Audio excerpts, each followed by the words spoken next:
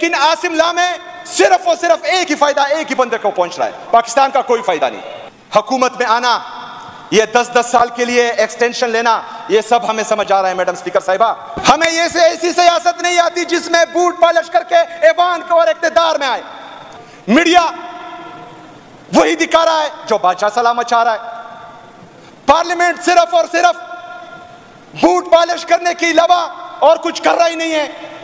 जैसी बूट की बात आती है वहां से जो है रोना धोना शुरू हो जाता है। पाकिस्तान में जिस तरह मेरे लीडर मेरे कहा जनाब इमरान खान साहब ने कहा है कि यहां पर आसिम ला नाफिज है।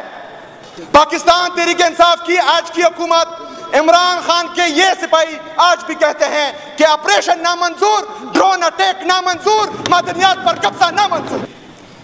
एक में भी अपने आकाओं के पीछे इन्होंने बात नहीं की। एक बंदे ने उठकर यह नहीं कहा कि नो मोर ऑपरेशन, एक बंदे ने भी उठकर यह नहीं कहा कि नो मोर ड्रोन अटैक्स। क्योंकि जो आमरों की पैदावार हो, जिन्होंने अपनी सियासत का आगाज आमरों की गोद से किया हो, वो कभी भी जो है अपने आकाओं के पीछे बात नहीं करते। कुंडी साहब ने कहा कि चार्टर्ड ऑफ पीस, आप लोगों ने तो चार्टर्ड ऑफ डेमोक्रेसी भी किया था। कोंडोलीजा राइस की जो किताब है नो हायर ऑनर, उसमें एक एक चीज वाज़ा लिखी गई है कि आप लोगों ने रात के अंधेरे में एक दूसरे को धोखा देकर आमरों के साथ डील की थी और 2008 में अपनी हुकूमत बनाई थी। मैडम स्पीकर साहिबा, सबसे ज्यादा कबायली इलाका जात पर ड्रोन अटैक, मिलिट्री ऑपरेशन इनके दौर में हुए हैं, इन्होंने करवाए हैं, इनकी इजाजत से हुए हैं। खैबर पख्तूनख्वा की आज की हुकूमत, पाकिस्तान तहरीक इंसाफ की आज की हुकूमत, इमरान खान के ये सिपाही आज भी कहते हैं कि ऑपरेशन नामंजूर, ड्रोन अटैक नामंजूर, मादनियात पर कब्जा नामंजूर। ये हमारी पॉलिसी है। पहले हमारा पहला बंदा जब खड़ा हुआ था ये बात उसने की कि नो मोर ऑपरेशन। आप लोगों ने किसने जो है उसका साथ दिया, किसने मोहर लगाई इस बात पर? सिर्फ और सिर्फ इनको ये आता है कि बातों में जो है वो लोगों को वर्गलाए, लेकिन ये 2008 नहीं है, ये 1997 भी नहीं है, ये 1993 भी नहीं है, ये 2025 है। और इमरान खान ने इस कौम को शऊर दिया है, जो इस कौम के मफाद में नहीं होगा, इस खैबर पख्तूनख्वा का हर बंदा उस हर फैसले के खिलाफ खड़ा होगा जो उनके हक में नहीं होगा इंशाअल्लाह ताला। और हम अपने अवाम का साथ देंगे, तुम लोगों की तरह डिक्टेटरों का साथ नहीं देंगे इंशाअल्लाह ताला। लेकिन बदकिस्मती से इनकी हुकूमत जब भी आती है, जो 17 सीटों से इस मुल्क में इक़्तिदार संभाले, वो क्या अपने फैसले कर पाएंगे? जो 8 फरवरी को पाकिस्तान के 25 करोड़ आवाम के मैंडेट पर डाका डाले, वो कभी अपने फैसले कर सकते हैं? सारे फैसले वही हो रहे हैं जो एक डिक्टेटर को फायदा दे रहे हैं। 26वीं गैर आईनी तरमीम, जिसकी वजह से सारी अदालतें मफलूज हो चुकी हैं, ये लेकर आए।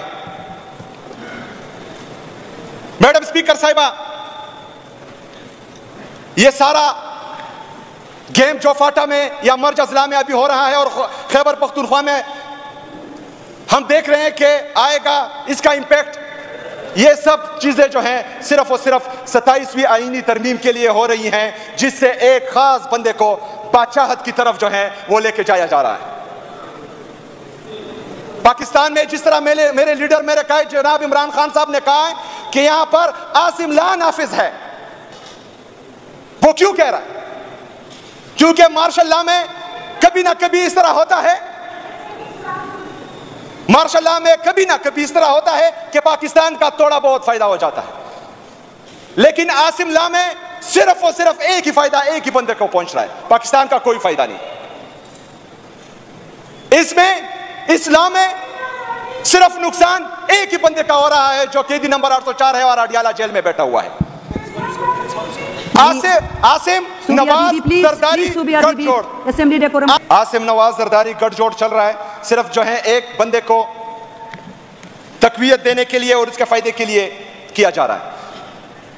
लेकिन मेरी दरख्वास्त है उन लोगों से जो हकीकी मानों में पाकिस्तान का भला चाहते हैं, जो हकीकी मानों में पाकिस्तान और पाकिस्तानी कौम का दर्द अपने दिल में रखते हैं, कि वो सोचे, वो बेटे सोचे पाकिस्तान के इस सिस्टम को जो चल रहा है उसको पढ़ के कि 9 अप्रैल 2022 से जब रिजीम चेंज ऑपरेशन हुआ उस वक्त से लेकर आज तक जितनी भी कार्रवाई पाकिस्तान में हुई है, इससे फायदा किसको हुआ है? एक शख्स को हुआ है कि पूरी कौम को हुआ है? एक शख्स को हुआ है कि पूरे इदारे को हुआ है? वो अपने दिल में सोचे, मस्जिद में बैठकर सोचे, हुजरे में बैठकर सोचे, घर में बैठकर सोचे, GHQ में बैठकर सोचे, किला बाला हिसार में बैठकर सोचे, और सोचे कि जो पाकिस्तान में चल रहा है उससे फायदा सिर्फ एक बंदे को, एक शख्स को हो रहा है या पूरे पाकिस्तान को हो रहा है। उनको तब पता चलेगा मैडम स्पीकर साहिबा कि सिर्फ एक शख्स को चल रहा फायदा पहुंच रहा है। क्यों? क्योंकि 26वीं आईनी तरमीम आया, पूरी पाकिस्तानी कौम को सिर्फ और सिर्फ अदलिया पर भरोसा था कि वहां से हमें इंसाफ मिलेगा, क्योंकि ताकतवर बहुत जोरावर है, वो उस पर जो है ना जायज चीजें करता है, लेकिन हमारी अदलिया है, वहां जाकर हमें इंसाफ मिलेगा। 26वीं आईनी तरमीम से अदलिया को मफलूज किया गया। फायदा किसको हुआ? एक शख्स को। मैडम स्पीकर साहिबा, इलेक्शन कमीशन ऑफ पाकिस्तान, वहां से ऐसे फैसले आ रहे हैं कि जो बादशाह सलामत चाह रहे हैं वही फैसले आ रहे हैं। अदलिया से वो फैसले आ रहे हैं चिट के जरिए जो बादशाह सलामत चाह रहे हैं। मीडिया वही दिखा रहा है जो बादशाह सलामत चाह रहा है। पार्लियामेंट सिर्फ और सिर्फ बूट पॉलिश करने के अलावा और कुछ कर रहा ही नहीं है। जैसी बूट की बात आती है वहां से जो है रोना धोना शुरू हो जाता है। मैडम स्पीकर साहिबा, अगर यही चलता रहा, अगर हमारा इंटरेस्ट सिर्फ कुछ लोगों को मराहत देना, अगर कुछ लोगों के लिए आईन और कानून को रौंदना, इदारों को तबाह करना यही रह गया है, तो बराए मेहरबानी हमें माफ करें, हमें ऐसी सियासत नहीं आती। हमें ये से ऐसी सियासत नहीं आती जिसमें बूट पॉलिश करके ऐवान को और इक़्तिदार में आए। नाज़रीन, आपने ये वीडियो मुलाज़ा फरमाई। इस वीडियो को देखने के बाद क्या राय है कमेंट सेक्शन में कीमती राय दीजिए, और अगली वीडियो तक आपने मेज़बान को दीजिए इजाज़त। अल्लाह हाफ़िज़।